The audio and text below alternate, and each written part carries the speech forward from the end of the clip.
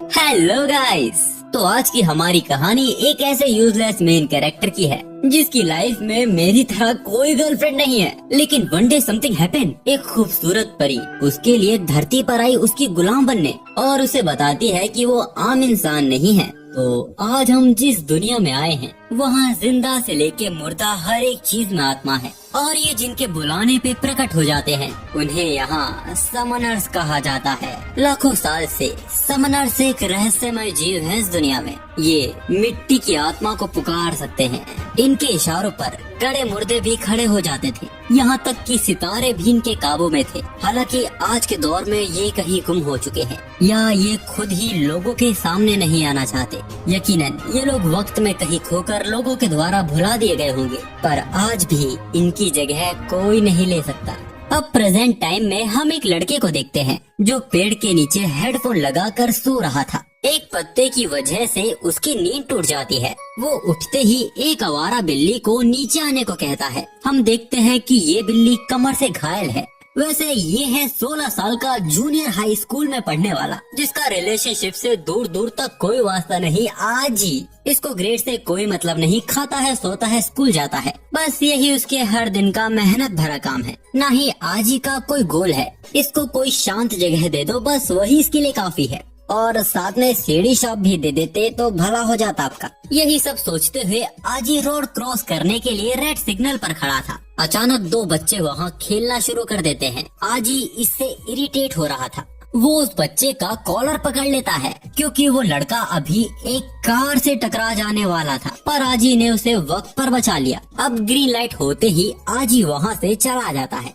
लेकिन उस लड़के की माँ जो अपने बच्चे पे चिल्ला रही थी, इससे आजी को फिर से इरिटेशन हो रही थी। इतनी कमियों के अलावा आजी एक चीज में अच्छा था, वो खाना बनाने में बहुत अच्छा है।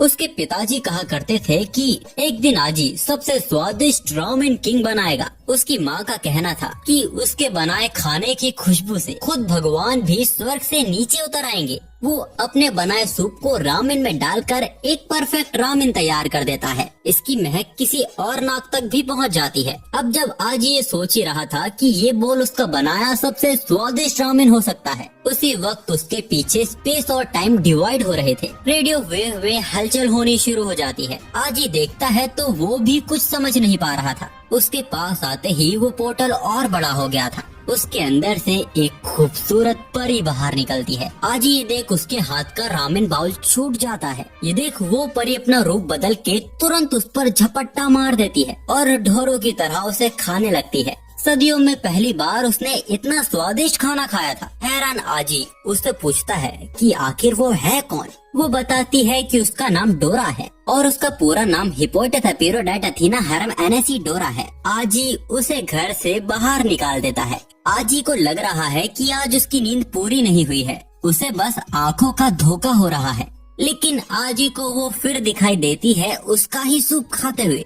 वो खिड़की से उसे बाहर फेंक देता है। आजी ये कहकर अपने आप को शांत कर ही रहा था कि वो अब तक सपना देख रहा है। उतने में वो फिर वापस आकर उसके आसपास हवा में तैरना शुरू कर देती है। थोड़े बहुत खाने से उसकी भूख मिटी ही नहीं थी, इसीलिए वो हर खाने की चीज को अपने अंदर समा लेती है और इतने से शरीर में सब कुछ निगल भी लेती है। आजी उसे टॉयलेट में फ्लश करने की कोशिश कर रहा था, लेकिन हार आखिर में आजी को ही माननी पड़ जाती है। वो डोरा को चाय ऑफर करता है और उसके मन में उठ रहे 3 सवाल उसे पूछता है। पहला कि वो है क्या चीज, दूसरा वो यहाँ क्यों आई है, और तीसरा कि वो उससे छुटकारा कैसे पा सकता है। वो बताती है कि वो समनिंग स्पिरिट है, यानी बुलाई गई आत्मा जो एंशिएंट टाइम से एग्जिस्ट करती है। इससे उसे याद आया कि उसे जन्म लिए 3 मिलियन ईयर्स हो चुके हैं, यानी वो 30 लाख साल की हो चुकी है। पर वो अपनी बॉडी पर खास ध्यान देती है, इसीलिए कोई बस उसको देखकर ही उसकी एज का अंदाजा नहीं लगा सकता। वैसे हमने जिस पटाखे को कुछ देर पहले देखा था वो डोरा का कंप्लीट फॉर्म है, पर उसे बनाए रखने में बहुत एनर्जी लगती है, इसीलिए वो अभी अपने पावर सेविंग मोड में है। वैसे आजी ने अनजाने में ही सही, जैसे एंशिएंट टाइम में लोग समनिंग स्पिरिट्स को पुकारने के लिए रिचुअल में फूड का यूज करते थे, ऐसा ही यहाँ पर भी कुछ हुआ है। यानी वो खुद नहीं आई, आजी ने उसे बुलाया है। उसकी गहरी नींद से उसने उसे जगाया है। यानी साफ तौर पे कहा जाए तो अब आजी को उसकी जिम्मेदारी उठानी होगी। उसकी बातें सुनकर आजी वहाँ से उठ जाता है और कोट पहनकर स्कूल के लिए निकल जाता है। वो बस इस नई मुसीबत से दूर भाग रहा था। आजी को भूख लग रही है। डोरा उसका सारा खाना खा चुकी थी तो उसे खाने को कुछ मिला ही नहीं। अब बस वो दुआ कर रहा है कि अब जब वो घर पहुँचे तो वो मुसीबत जा चुकी हो। पर मुसीबत तो सिग्नल पर उसका वेट कर रही थी। आजी ने अपने पैडल मारने की रफ्तार को बढ़ा दिया था, पर डोरा उसे आसानी से पकड़ लेती है। वो बताती है कि वो बहुत ताकतवर है, वो देवी है जो हर ख्वाहिश उसकी पूरी कर सकती है। आजी उसे बस के नीचे फेंक देता है, लेकिन वो फिर लौट आती है और इस बार वो उसे पैसों का लालच देती है। वो उसे पूरी दुनिया का सबसे ताकतवर इंसान बना सकती है, यहाँ तक कि वो उसे रॉकस्टार बना सकती है। वो उसे उसके साथ आने को कहती है। वो दोनों एक साथ पूरी दुनिया पर हुकूमत कर सकते हैं। आजी उसकी बात को सीरियसली ना लेकर अपना रास्ता ही बदल लेता है। आज जो आजी के साथ हो रहा है उसकी वजह से आज वो क्लास में ध्यान भी नहीं लगा पा रहा। इतने में डोरा फिर आ जाती है। आजी तुरंत पर्दा लगा देता है तो वो टेबल के नीचे से आ जाती है। वो आजी से किसी तरह का कॉन्ट्रैक्ट करवाना चाहती थी। उसकी ये सब हरकतों से आजी बहुत इरिटेट हो रहा था। वो चलती क्लास में ही चिल्ला देता है। डोरा को आजी के अलावा कोई नहीं देख सकता, जिससे टीचर को लगा कि आजी उससे बोल रहा है। अब क्लास में अपना मजाक बनवाकर किसी तरह माफी मांग के वो अपनी जगह वापस बैठ जाता है। आजी ने डोरा को डांटा था, इसीलिए अब वो उसे चिढ़ा रही है। पर लेक्चर इतना बोरिंग चल रहा था कि डोरा टीचर के सिर पर ही सो जाती है। इस मौके का पूरा लाभ उठाते हुए आजी दबे कदमों से वहाँ से भाग जाता है। वहीं हम एक लड़की को देखते हैं जो आजी से छोटी वाली क्लास में है और यहाँ वो आजी का ही वेट कर रही है। उसके आते ही वो आजी की ओर अपना लिखा लेटर बढ़ा देती है। आजी की खुशी बयां नहीं की जा सकती। वो उसे लेने आगे बढ़ ही रहा था, तभी वहाँ डोरा आ जाती है जो अब तक उसके बैग में छिपी हुई थी। आजी उस बैग को ही पटक देता है। डोरा को लग रहा था कि इस दुनिया में प्यार का इजहार करने का यही तरीका है। आजी गुस्से में चिल्लाते हुए उसे उसकी नजरों से दूर हो जाने को कह देता है। ये सब वो लड़की अपने ऊपर ले लेती है और रोते हुए वहाँ से भाग जाती है। और आजी का ये बिहेवियर उस लड़की के साथ डोरा को पसंद नहीं आता। आजी ज्वालामुखी की तरह उबल रहा था। अब शाम के वक्त एक पेड़ के नीचे जब डोरा सो रही थी तब आजी वहाँ बहुत सारा खाना लेकर आता है और सब डोरा के ऊपर पलट देता है। डोरा की खुशी का कोई ठिकाना नहीं था, लेकिन आजी ये सब सोच के ये लाया है अगर डोरा को खाने के जरिए बुलाया जा सकता है तो उसे भगाया भी जा सकता है। वो अपने घुटने पे आकर डोरा से उससे दूर होने की विश मांगता है। अंत में डोरा हार मान ही लेती है। वो आजी को बताती है कि जिन बुलाई गई आत्मा को उनके मास्टर ठुकरा देते हैं। वो सालों सालों तक इस दुनिया में कहीं गायब होकर भूत की तरह भटकती रहती है, तब तक जब तक वो खुद पूरी तरह गायब न हो जाए। डोरा अपने कंप्लीट फॉर्म में आ जाती है और वो आजी की विश खुशी खुशी पूरी करने को तैयार थी। लेकिन एक आखिरी बार वो चाहती है कि आजी उसके साथ चले, उन सबको देखे जिन्हें वो हर रोज देखता है, उसके साथ उन दुकानों को देखे जिन्हें वो पसंद करता है। वो उस हर शख्स से मिलना चाहती थी जिन्हें आजी जानता है। इन सब यादों को वो पिरोकर अपने साथ ले जाना चाहती है। वो इन यादों को अपने दिल की गहराइयों में संभाल कर रखेगी। वो पूछती है क्या वो उसकी लास्ट विश को पूरी करेगा। अब एक साथ चलते हुए डोरा आजी को बताती है कि जिस दुनिया को वो आम समझता है उसमें कई ऐसे राज हैं जिससे आज के लोग अनजान हैं। वो आजी का हाथ पकड़कर अपनी आंखों से उसे दिखाती है कि असल में ये दुनिया कैसी दिखाई देती है।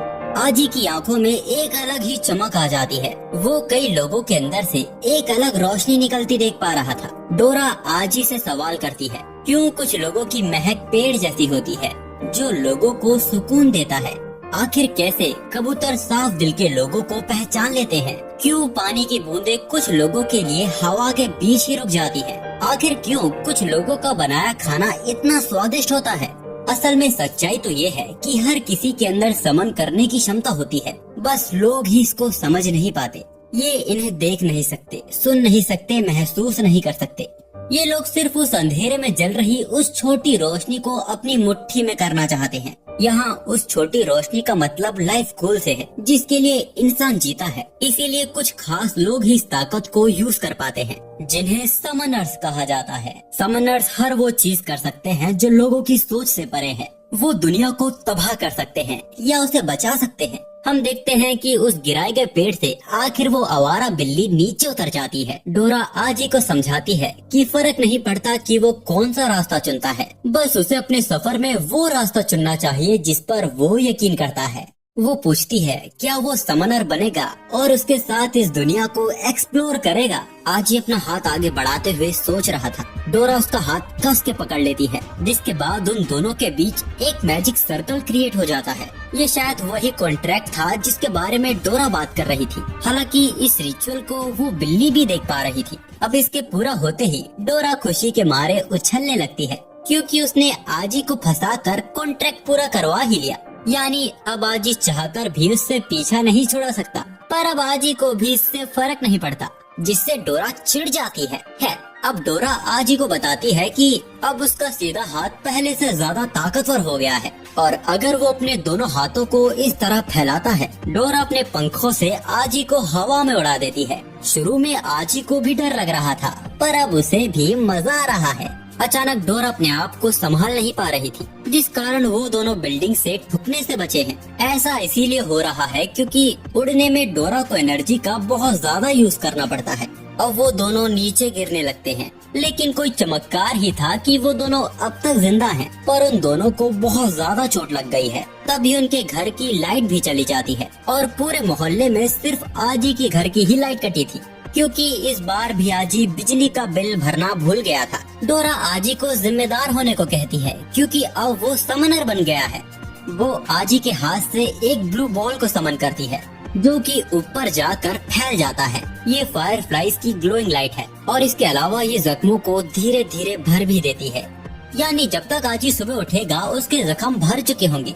ये चीज आजी को और हैरान कर देती है। वो सारे सच जानना चाहता है कि आखिर डोरा आई कहाँ से है और आखिर ये समनिंग है क्या। अगर डोरा सब कुछ एक्सप्लेन करने बैठी तो उसे 3 दिन लग जाएंगे सब कुछ बताने में। लेकिन अगर कम शब्दों में बताया जाए, डोरा उन दिनों को याद कर रही थी जिसका मंजर बहुत ही भयानक था। वहाँ युद्ध का मैदान था। इन सबको याद करते ही डोरा का सिर बहुत दर्द करने लगता है। शायद ये समनिंग की गई आत्मा है जिनके बीच महासंग्राम छिड़ा हुआ है। डोरा को जब होश आया था, उसने अपने आप को जंजीरों में बंधा पाया था, जहाँ से वो चाहकर भी निकल नहीं पा रही थी। अचानक डोरा का सिर फट जाता है। ये देख आजी डर गया था, पर वो तो बस सो रही थी।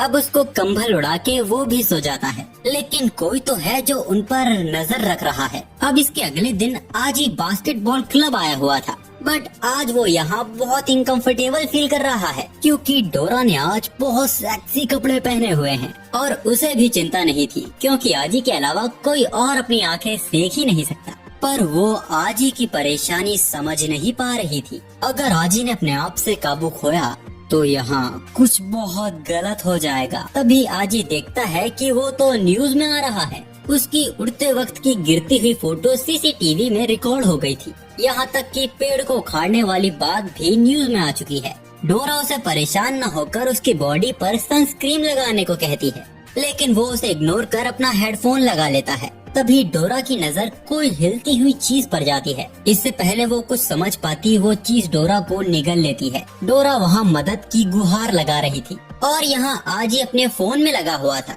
तो डोरा उसके सिर पर सनस्क्रीन फेंक कर मारती है। आजी उसे पीछे मुड़कर देखता है, पर तब तक वो प्लांट उसे पूरा निगल चुका था। वो प्लांट आजी के मुंह पर डोरा की बिकनी थूक कर उसकी औकात दिखाकर वहाँ से हंसते हुए भाग जाता है। आजी भी अपनी पूरी ताकत से उसके पीछे भागता है। वैसे डोरा अभी जिंदा है, बस उस प्लांट के अंदर पिस रही है। आजी के मन में 2 बड़े सवाल उठ रहे थे। पहला कि आखिर ये चीज क्या है, और दूसरा कि डोरा इससे खुद बाहर क्यों नहीं निकल जाती। असल में तब समनिंग स्पिरिट किसी काम की नहीं होती जब वो अपने मास्टर से दूर हो। इसीलिए डोरा बेशर्मों की तरह आजी के पीछे लगी हुई थी। किसी तरह उसने उस प्लांट को पकड़ ही लिया था कि वो चकमा देकर फिर भाग जाता है। वो प्लांट आजी को भगा भगा कर विंड फॉरेस्ट हाई स्कूल की क्लब एक्टिविटी में ले आता है। इस भीड़ में उसको ढूंढना मुश्किल हो ही रहा था कि कोई पहलवान उसके सामने आ जाता है। ये उसी लड़की का भाई है जिसको आजी ने रुलाया था। वो लड़की अपने आप को साबित करने के लिए कई पत्थरों को अपने एक हाथ से ही तोड़ देती है। ये देख आजी की भी फट गई थी। तभी उसे डोरा की आवाज आती है। जो उसका खाना बनने वाली है। अगर आजी ने उसे बचाया नहीं तो उस लड़की का भाई आजी को एक और मौका देता है और उसकी बहन के लव को एक्सेप्ट करने को कहता है।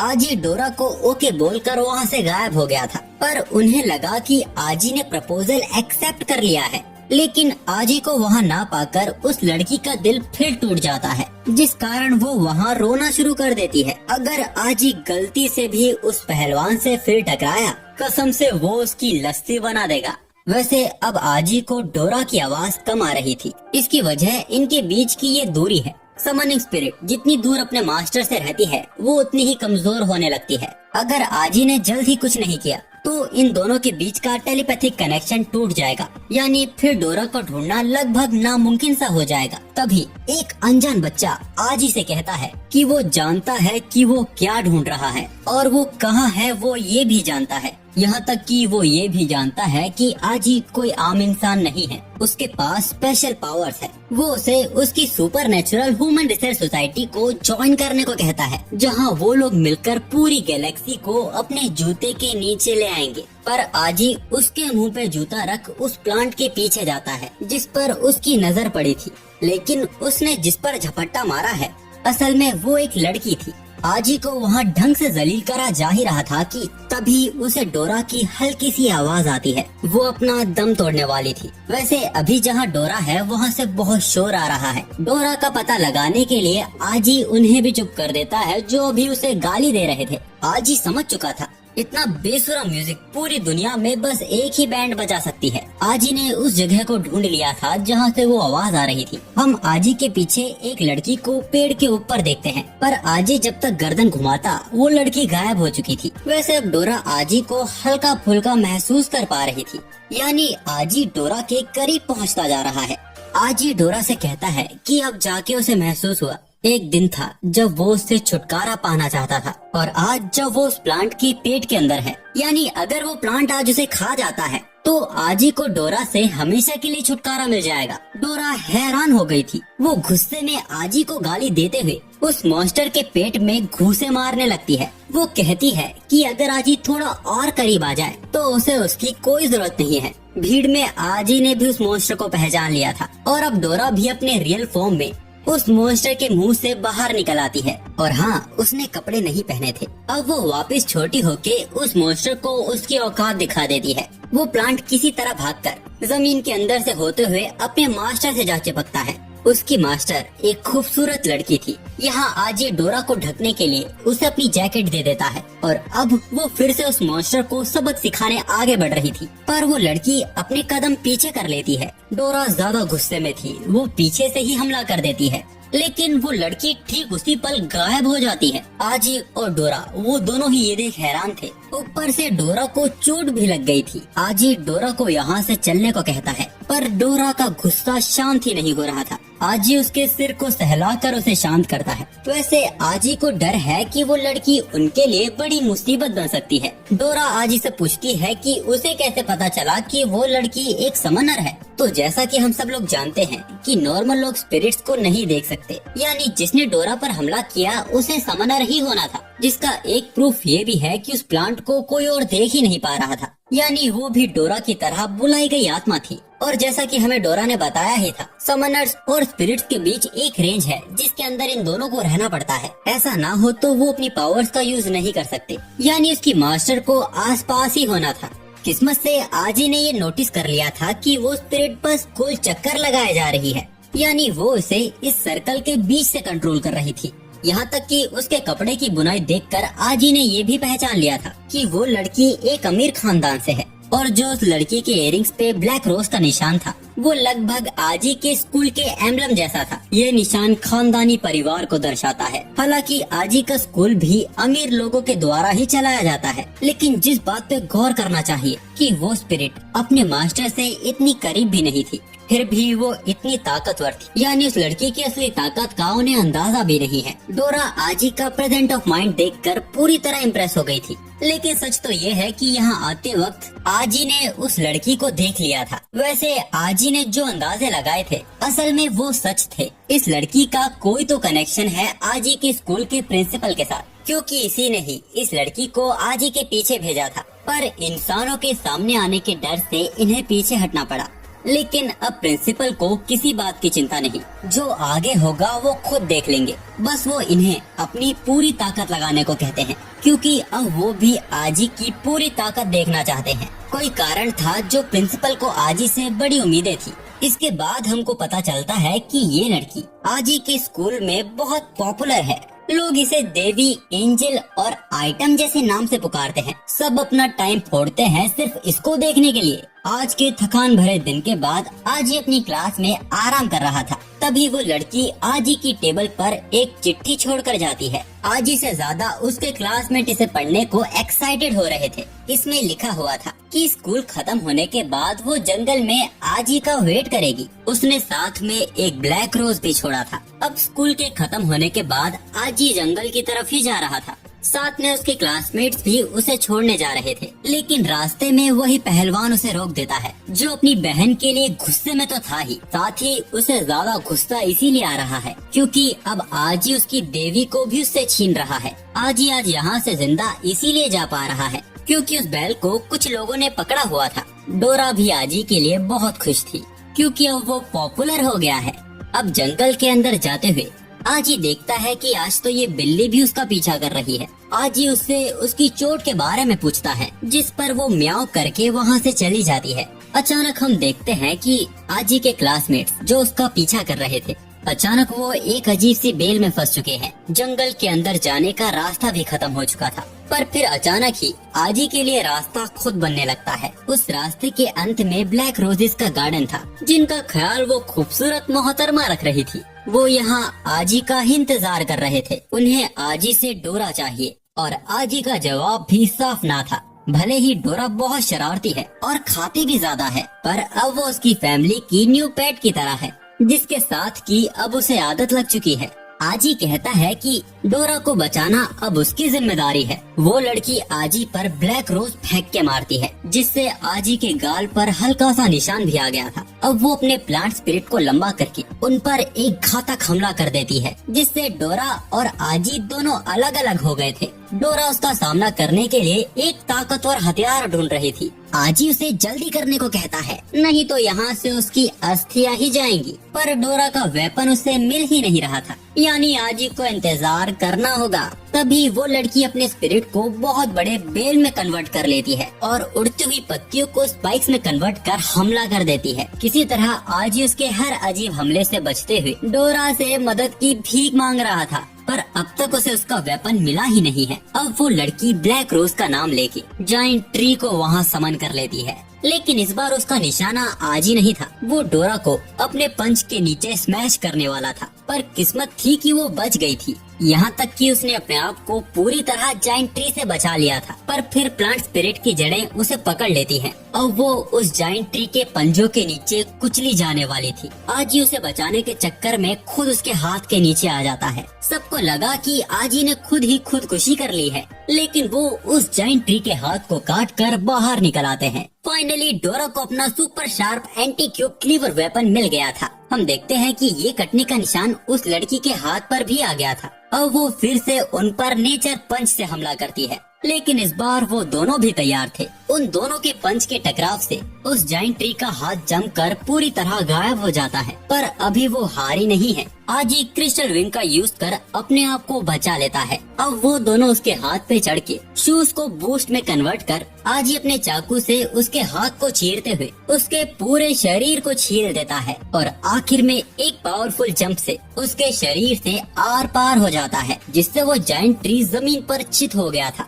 डोरा आजी से चिपक जाती है। वो नहीं जानती थी कि आजी मार्शल आर्ट्स भी जानता है, लेकिन उसने तो अपनी कुकिंग स्किल का इस्तेमाल कर उसे प्याज की तरह काटा था। अब वो लड़की अपनी स्पिरिट को वापस बुला लेती है। इस मौके का फायदा उठाकर डोरा उस पर पीछे से हमला कर देती है, लेकिन आजी ही डोरा के हमले को रोक देता है, जिसके पीछे वजह थी कि वो खूनी नहीं बनना चाहता और शायद डोरा ने ये नोटिस नहीं किया। लेकिन ये लड़की पूरे वक्त अपनी पूरी ताकत इस्तेमाल करने से अपने आप को रोक रही थी, जिसका प्रूफ डोरा के पीछे है। हम देखते हैं कि उस लड़की के पास ऐसे 4 जाइंट ट्रीज और भी थे। असल में ये इन दोनों का टेस्ट लिया जा रहा था, जिसमें आज ही तो पास हो गया था, लेकिन डोरा इसमें फेल हो गई। अब डोरा बात को बदलने के लिए उन्हें वक्त का एहसास करवाती है कि रात होने वाली है। वो उनसे पूछती है, क्या तुम लोगों को भूख लग रही है? क्योंकि आजी बहुत अच्छे रामेन बनाता है। आज का डिनर वो उन्हें उनके साथ करने को कहती है, जिस पर वो प्लांट स्पिरिट भड़क जाता है,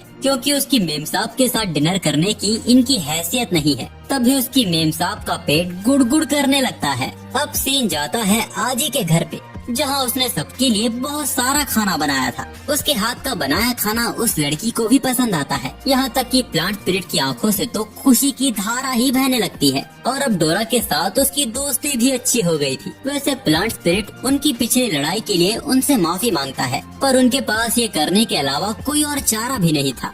आजी इसकी वजह पूछता है। तो इस दुनिया में 2 तरह के समनर्स होते हैं, एक तो अच्छे समनर्स और दूसरे बुरे समनर्स। इन दोनों के मकसद एक दूसरे से बिल्कुल अलग हैं, इसीलिए इनके बीच में लड़ाइयाँ होती रहती हैं। अब जैसे 2 तरह के समनर्स होते हैं, उसी तरह स्पिरिट्स भी 2 तरह की होती हैं। पहली गार्जियन स्पिरिट और दूसरी एविल स्पिरिट। ये प्लांट और उसकी मालकिन इस सिटी की गार्जियन है, और अब आजी ने भी उनके टेस्ट को पास कर लिया है, तो अब वो भी उन्हें ज्वाइन कर सकता है। पर तभी उसकी मालकिन उसका मुंह बंद कर देती है और बाहर चली जाती है। आजी भी उसके पीछे पीछे चला जाता है। किसी तरह हिम्मत जुटा के वो उसके बगल में जा खड़ा होता है और बोलता है कि वो जानता था कि इस दुनिया को सिर्फ स्वादिष्ट खाना ही बचा सकता है। अचानक वो लड़की उसे अपना नाम हाना बताती है और कहती है कि वो उसके कैरेक्टर को अच्छे से जानती है, लेकिन उसकी स्पिरिट अभी भी उसके लिए अनजान है। वो आजी को ब्लैक रोज देते हुए बोलती है कि वो उन दोनों के ऊपर 24 घंटे नजर रखेगी। आजी उसके ब्लैक रोज को ले लेता है। उसी वक्त डोरा और प्लांट स्पिरिट भी आ जाती हैं। उन्हें लगा कि हाना आजी को डेट के लिए पूछ रही है, जिस पर वो भी सिर झुका के वहाँ से चली जाती है। लेकिन आजी ब्लैक रोज का मतलब अच्छे से जानता था। किसी को ब्लैक रोज देने का मतलब होता है कि तुम शैतान हो और सिर्फ मेरे हो। अब इसके बाद हमें एक जलता हुआ गांव दिखाया जाता है। उन दहकती आग की लपटों से शायद एक आदमी बच गया था। तभी एक हाफ कैट उसे वापस आने को कहती है। वो उसका भाई था, लेकिन अचानक कुछ शख्स के शरीर पर काला रंग फैलने लगता है और वो कई काले कौवों में बंटकर फैल जाता है। ये उस हाफ बिल्ली का सपना था, जो अभी प्रेजेंट टाइम में किसी ऊंची बिल्डिंग के टेरिस पर कई बिल्लियों के साथ थी। उसके पास एक ऐसी भी बिल्ली थी जो आजी की बिल्ली जैसी दिखती थी। उसके साथ वो बिल्डिंग से छलांग लगा देती है। इस वक्त आजी अपने स्कूल में था। तभी अचानक एक जिराफ की गर्दन स्कूल की खिड़की से क्लास के अंदर आ जाती है। इतना काफी नहीं था कि कई सारे कोआलास भी क्लास के अंदर आ जाते हैं और पूरी क्लास में उथल पुथल मचा देते हैं। उन्होंने टीचर को भी दबोच लिया था। जानवर सिर्फ क्लास के अंदर ही नहीं, पूरे कैंपस में फैल चुके थे। आजी डोरा को लेके यहाँ से बाहर निकलने की कोशिश करता है, पर एग्जिट पर जाइंट पांडा बैठा हुआ था। आजी वहाँ से बाहर निकल जाता है, पर डोरा को पांडा बिल्कुल पसंद नहीं। जानवर स्कूल के बाहर भी बड़ी तादाद में फैल चुके थे। इन सबके पीछे उसी हाफ कैट का हाथ था। सिचुएशन आउट ऑफ कंट्रोल जा चुकी थी, इसीलिए सभी बच्चों को स्कूल के जिम में एग्जीक्यूट किया जा रहा था। पर डोरा आजी को दूसरी तरफ ले जाने लगती है। हम देखते हैं कि हालत तो शहर की भी खराब है। जानवर यहाँ भी फैल चुके हैं। न्यूज के जरिए हमें पता चलता है कि ये जू से भागे हुए जानवर हैं, जो अब पूरे शहर में फैल चुके हैं। इसीलिए सभी लोगों को पास के एग्जीक्यूट सेंटर जाने को कहा जा रहा है। तभी एक कौवे की वजह से न्यूज टेलीकास्ट भी रुक जाता है। तभी आजी की नजर उस हाफ कैट पर जाती है। वो इंसानों को जानवरों की ताकत दिखाकर इस सिटी पर कब्जा करना चाहती है। तभी आजी उसे धक्का दे देता है। असल में आजी उसे उन जानवरों से बचा रहा था जो उसके पीछे खड़े थे। अब आजी उस पे चिल्ला भी रहा था, क्योंकि अभी अभी वो जानवरों का खाना बनने वाली थी। ये सुन उस कैट के साथ सभी जानवर भी कंफ्यूज हो गए थे। हाफ कैट को आजी पर बहुत गुस्सा आ रहा था। तभी आजी की नजर उसकी बिल्ली पर जाती है, जिसको वो वही आवारा बिल्ली समझकर अपने घर ले जा रहा था, क्योंकि यहाँ बहुत खतरा है। लेकिन वो आजी के मुंह पे पंजा मार देती है और उस हाफ कैट के पास वापस चली जाती है। आजी भी हैरान था, क्योंकि ये लड़की उसका नाम जानती थी। डोरा उसे केयरफुल होने को कहती है, क्योंकि ये कोई आम लड़की नहीं लग रही। हाना और उसका प्लांट स्पिरिट यहाँ पहुँच चुका था। और इतना तो ये लोग समझ ही गए थे कि इस लड़की की पावर्स जानवरों को समन करना है। तो जैसा कि मैंने आपको कहानी की शुरुआत में ही बताया था, अगर समनर के अंदर क्षमता है तो वो किसी भी चीज को समन कर सकता है, जरूरी नहीं कि वो आत्मा ही हो। वैसे इस बात से नकारा नहीं जा सकता, आज जो उनकी विरोधी है वो थोड़ी तो दिलचस्प है, जिसके लिए उन्हें सोचना पड़ रहा है कि इसे निपटाया कैसे जाए। हाना उसे अपना मुंह बंद कर जल्दी लड़ाई को खत्म करने को कहती है, जिसके बाद वो दोनों बिल्डिंग से छलांग लगा देते हैं और प्लांट स्पिरिट उन पर अंधाधुंध बुलेट तीर से हमला कर देता है, जिस वजह से पूरी जगह कंक्रीट की धूल से घिर चुकी थी। हाना इस मौके का फायदा उठाती है और अपनी ब्लैक रोज की पावर से उन सबको बेल से बांधकर पेड़ पे लटका देती है। लेकिन उस हाफ कैट ने अपने आप को बचा लिया था। जैसा बर्ताव उसके जानवरों के साथ किया जा रहा है, उस पर उसे बहुत गुस्सा आ रहा था, पर प्लांट स्पिरिट उसको चिढ़ाते हुए अपनी मैडम की वाहवाही करने लगता है, जिस पर हाफ कैट उसे डांट देती है। प्लांट स्पिरिट चिढ़ जाता है क्योंकि उसने जानवरों को पिंजरे से बाहर निकालकर इंसानों की जान को जो खतरे में डाला है वो बेशक माफी के काबिल नहीं है। पर हाफ कैट का कहना था कि ये जगह तो हमेशा से जानवरों की थी, इंसानों ने ही आकर यहाँ पे कब्जा कर लिया है, यानी जिसको पिंजरे के अंदर होना चाहिए वो इंसान है। प्लांट स्पिरिट उसे अपना मुंह बंद कर उसकी स्पिरिट को उनके हवाले करने को कहता है, लेकिन हाफ कैट उल्टा उन्हें आखिरी मौका देती है उसके साथियों को छोड़ने का, और उसकी बात न मानने पर वो हाना पर तेजी से हमला कर देती है। हाना ने उसके हमले को रोक तो दिया था, पर हाफ कैट अपने हाथ को टाइगर के पंजे में भी बदल सकती थी, जिसका यूज वो भरपूर तरीके से करना जानती थी। अब तो हाना को भी उससे लड़ने में परेशानी हो रही थी। उनकी लड़ाई को देखकर डोरा भी एक्साइटेड हो गई थी, लेकिन आजी को इनके बीच में ना कर इनकी लड़ाई का नतीजा देखना था। हाफ कैट वाकई में बहुत तेज थी, उसने हाना के गाल पर एक निशान भी मार दिया था, यहाँ तक कि उसके तेज हमलों से बचने के लिए उसे शील्ड का यूज करना पड़ा, जिस वजह से हाना को थोड़ा मौका मिल जाता है। वो अपनी बेल से हाफ कैट को पकड़ने की कोशिश करती है, पर उसने अपने आप को बचा लिया था, लेकिन वो कुछ ज्यादा जल्दी खुश हो गई थी। हाना उसके पैर को जकड़ के उसको बिल्डिंग पे घिस देती है, पर हैरानी की बात थी कि इसके बाद भी उसे शायद ही चोट आई थी। वो तेजी से हाना की तरफ बढ़ती है, हाना भी उस पर उसी रफ्तार से हमला करती है, लेकिन हाफ कैट उसकी ईगर आई से हर एक हमले को देख पा रही थी, जिसके बाद वो तेंदुए की रफ्तार से हाना के हर एक हमले को डॉज कर बिल्डिंग से बिल्डिंग उछलते हुए अपनी पूरी बॉडी को बड़े भालू में कन्वर्ट कर लेती है और हाना के ऊपर कूद जाती है। पर मौके पर हाना ने अपने आप को बचा लिया था और आजी और डोरा इनकी लड़ाई को पॉपकॉर्न खाते हुए देख रहे थे। ब्लैक कैट हाना पर पूरा कंक्रीट का रोड फेंक के मारती है, जिसको हाना भी बड़ी मुश्किल से रोक पाई थी। अब हाना भी अपने जाइंट ट्री को समन कर लेती है। उसने हाफ कैट के फेंके पत्थरों को अपना हथियार बना लिया था, जिसको वो उसके ऊपर दे मारता है। वो दोनों ही विशालकाय थे और एक दूसरे पे भारी थे, और यहाँ ये दोनों इनकी लड़ाई पे कमेंट्री दे रहे हैं। अब हाना अपने प्लांट स्पिरिट को अपने जाइंट ट्री से मर्ज कर देती है, जिसके बाद उसके 4 हाथ हो चुके थे। उन 2 नए हाथों से वो उसका कीमा बना देती है, जिसके बाद वो भालू आजी और डोरा के ऊपर ही गिरने वाला था, पर वो जाइंट ट्री अपने 4 हाथों से उस भालू को पूरी तरह पिस देता है, जिसके बाद वो कई टुकड़ों में फट गया था। डोरा को यकीन हो गया था कि लड़ाई का नतीजा हाना की तरफ जा चुका था, पर सबकी सोच से परे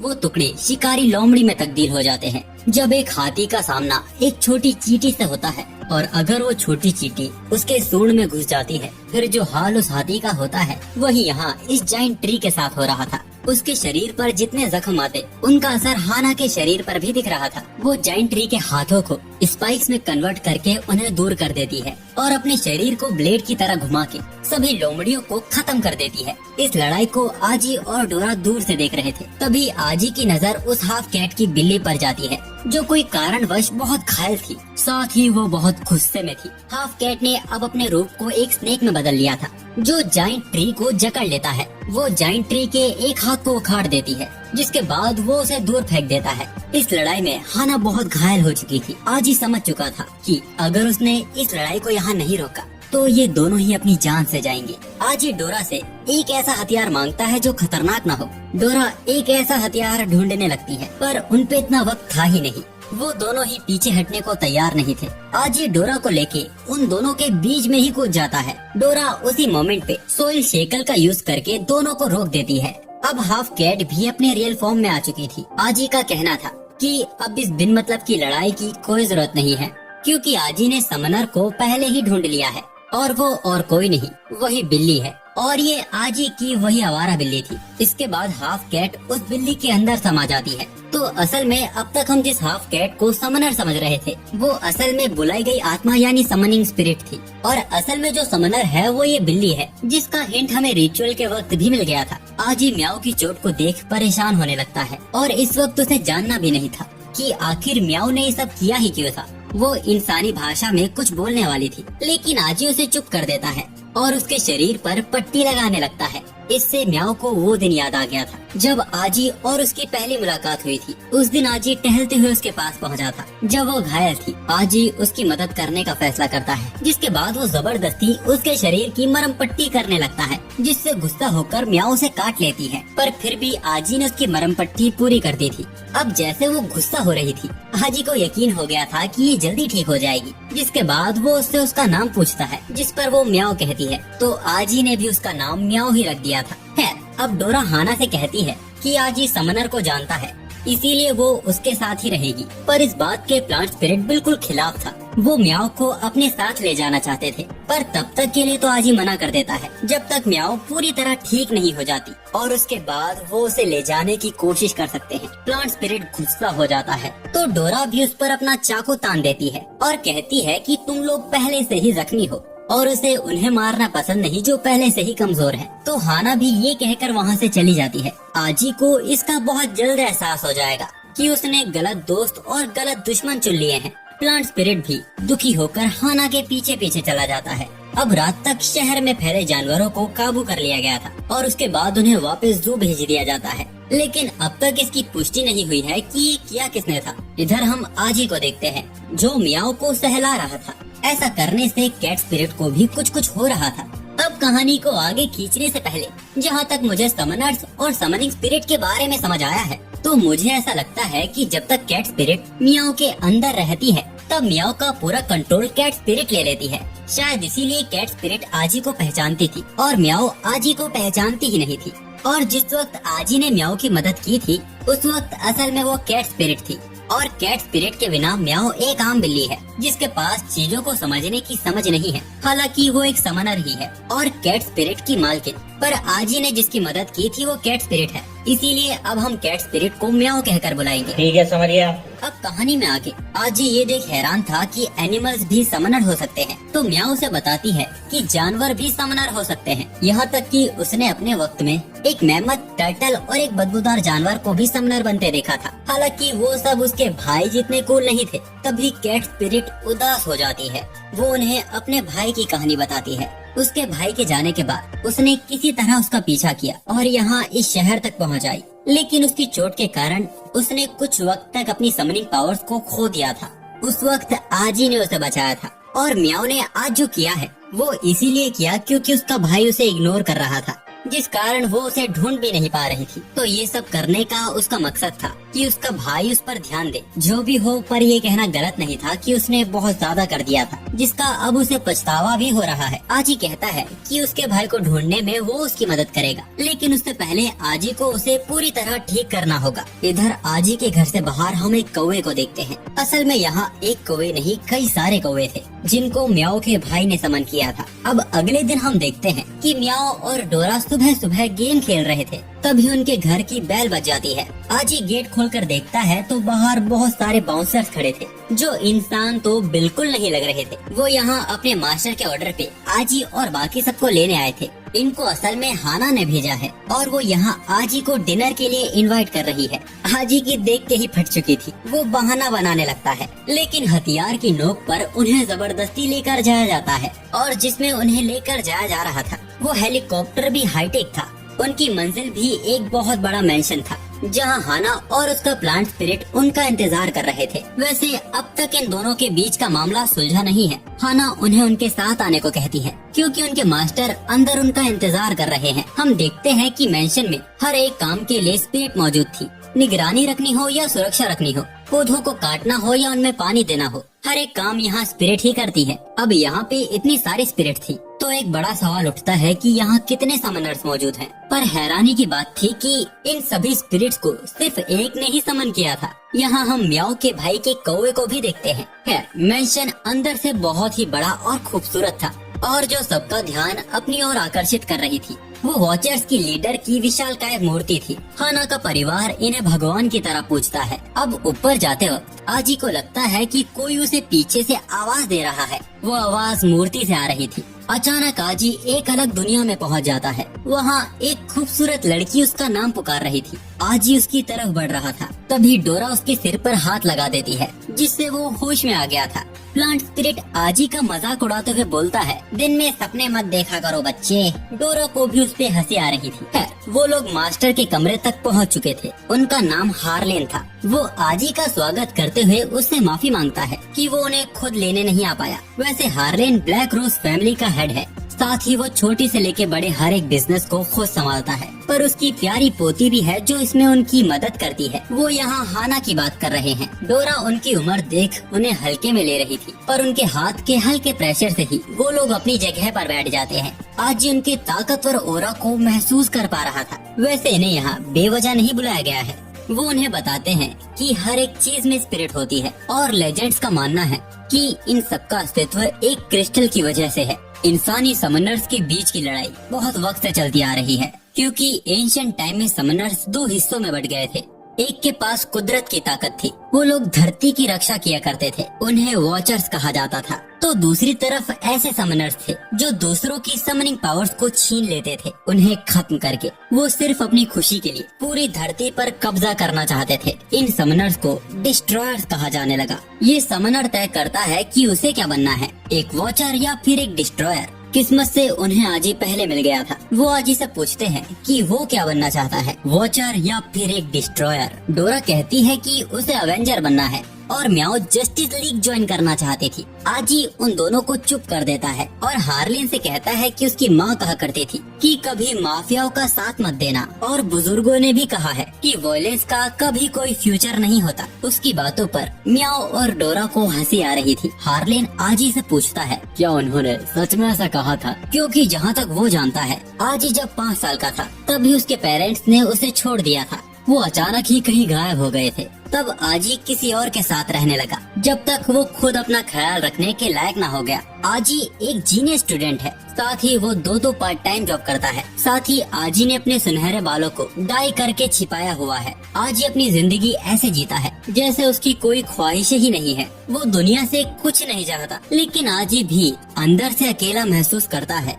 आजी ये सब सुन हैरान हो गया था। अगर हार्लिन की बातें थोड़ी भी सच्ची हैं, तो आज भी आजी के वॉलेट में उसके पेरेंट्स की फोटो होगी। अब तक जो भी आजी के साथ हुआ, उसे लगा कि ये सब एक इत्तेफाक है, पर अचानक एक देवी का जागना और सिर्फ रामिन से उसे समन कर लेना, सच में क्या ये कोई इत्तेफाक हो सकता है? ना आजी डोरा के बारे में जानता है और न ही अपने पेरेंट्स के बारे में, पर शायद ये दोनों ही बातें एक दूसरे से कनेक्टेड है। तभी डोरा उसके लिए ताली बजाती है और कहती है कि बुढ़ापे में भी वो कमाल का एक्टर है। लेकिन अगर उसकी बात में थोड़ी भी सच्चाई है, तो जिस फोटो के बारे में हार्लिन ने बात की थी, वो आजी के वॉलेट में मौजूद होनी चाहिए। डोरा ने आजी का वॉलेट चुरा लिया था, जिसको अब वो खकोरने लगती है, और उसमें सच में एक फोटो मौजूद थी। ये आजी की फैमिली फोटो थी और उस वक्त उसके बाल सच में सुनहरे थे। लेकिन इस फोटो में आजी के फादर का चेहरा पूरा फटा हुआ था। वैसे हार्लिन म्याओ और उसके मकसद के बारे में भी जानते थे। म्याओ का भाई अब एक क्रिमिनल बन चुका है जो दुनिया पर कब्जा करना चाहता है, यानी कि वो एक डिस्ट्रॉयर बन चुका है। हाना हार्लिन से कहती है कि उन्होंने इन्हें कुछ ज्यादा ही बता दिया, क्योंकि ये तीनों ही कोई न कोई बात से हैरान बैठे हुए थे। हार्लिन उनसे माफी मांगता है और कहता है कि वो लोग कुछ दिन उसके मेंशन में ही ठहर सकते हैं, और अभी तो बातें करने के लिए उन पे बहुत वक्त है, खासकर समनर्स के पास्ट के बारे में, आजी के बैकग्राउंड के बारे में, और वो सब जो आजी को अब जानना जरूरी है। पर डोरा उन्हें याद दिलाती है कि आजी का तो कल स्कूल है, जिस पर हार्लिन हंस देता है, क्योंकि आजी के स्कूल का प्रिंसिपल ही वही है।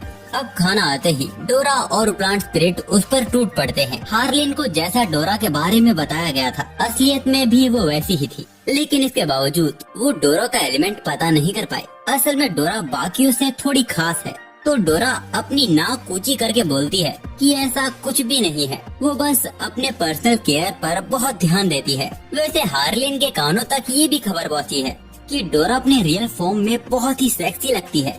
अगर मौका मिले तो वो भी उसका वो रूप देखना चाहेंगे, जिस पर डोरा भी मना नहीं कर पाती, क्योंकि बुढ़ापे में भी हार्लिन कुछ कम हैंडसम नहीं है।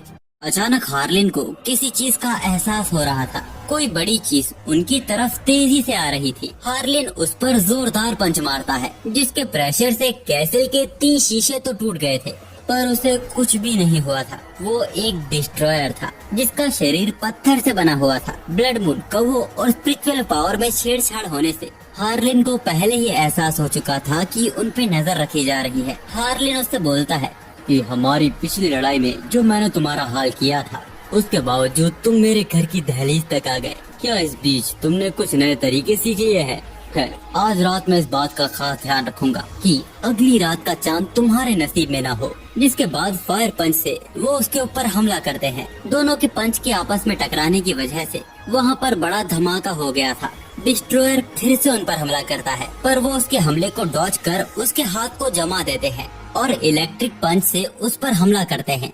किसी तरह वो उस वार को सहकर अपनी बॉडी से बहुत सारी एनर्जी निकालता है, जिससे मेंशन की छत पूरी तरह तबाह हो चुकी थी। लेकिन हार्लिन ने किसी को कुछ होने नहीं दिया था। अब ये जगह किसी के लिए सेफ नहीं थी, इसीलिए वो उन्हें यहाँ से जल्द निकलने को कहते हैं। उन्होंने हाना को आजी की सुरक्षा की जिम्मेदारी दी थी। अब रॉक और हार्लिन के एक और टकराव से वो पांचों मेंशन से नीचे गिर जाते हैं। हाना यहाँ अपनी पावर का यूज करती है, जिससे थोड़ी बहुत सेफली लैंडिंग उनकी हो चुकी थी। हाना सामने ये देख हैरान हो चुकी थी कि उनका पूरा मेंशन तबाह हो चुका है। जो स्पिरिट बची हुई थी वो अपनी मालकिन को यहाँ से भागने को कह रही थी। तभी एक लड़की की एंट्री वहाँ होती है, जो अंधाधुंध चारों तरफ फायर करने लगती है। उसने बचे तीनों स्पिरिट्स को मार दिया था। गुस्से में हाना अपनी प्लांट स्पिरिट से उस पर हमला कर देती है, जिनको वो इजीली डॉज कर हाना पर बुलेट से हमला करती है, जिससे हाना बहुत करीब से बची थी। संभलने का मौका भी नहीं मिला था कि